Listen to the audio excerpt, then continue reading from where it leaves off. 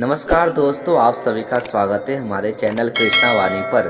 दोस्तों, आज हम लोग जानेंगे कि किन कर्मों की वजह से व्यक्ति को अगले जन्म में बनना पड़ता है स्त्री। गरुड़ पुराण में जन्म मरण से लेकर अगले जन्म तक की तमाम बातों का जिक्र किया गया है।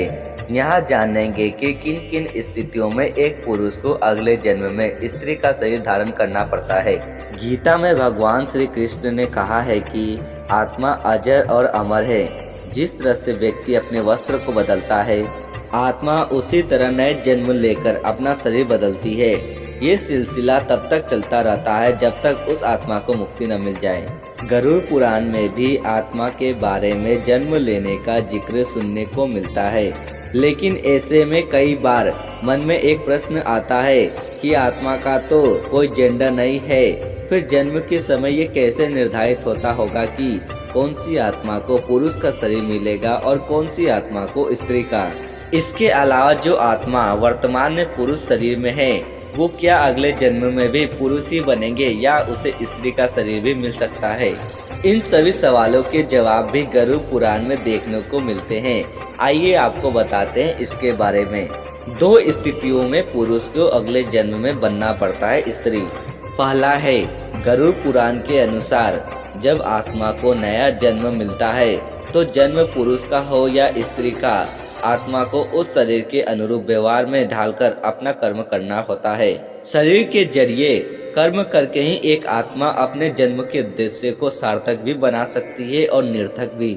अच्छे कर्म करके आत्मा मुक्ति के मार्ग की ओर अग्रसर हो सकती है और बुरे कर्म करके अपनी स्थिति को भविष्य में बदतर बना सकती है।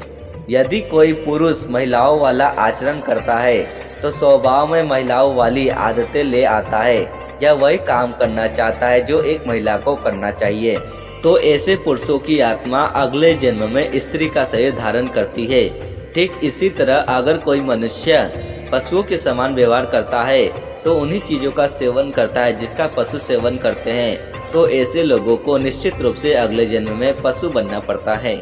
दूसरा है, इसके अलावा गरुड़ पुराण में बताया गया है कि मृत्यु के अंतिम समय में मनुष्य की आसक्ति जिस चीज की ओर होती है उसका अगला जन्म भी उसी पर निर्भर करता है। यदि कोई व्यक्ति मृत्यु के अंतिम क्षण में किसी स्त्री को याद करते हुए प्राण त्यागता है तो उसे अगले जन्म में स्त्री बनना पड़ता है। वहीं अगर वो अंतिम क्षण में परमेश्वर का नाम लेता है तो वो मुक्ति के मार्ग पर अग्रसर हो जाता है। यानी मृत्यु के अंतिम क्षण का विचार उसके अगले जन्म का आधार बनता है। इसीलिए शास्त्रों में कहा गया है कि मरते समय हमेशा राम का नाम लेना चाहिए। दोस्तों, यह जानकारी अच्छी लगी हो तो हमारे वीडियो को लाइक करें और चैनल पर नए हैं तो चैनल को सब्सक्राइब जरूर करें।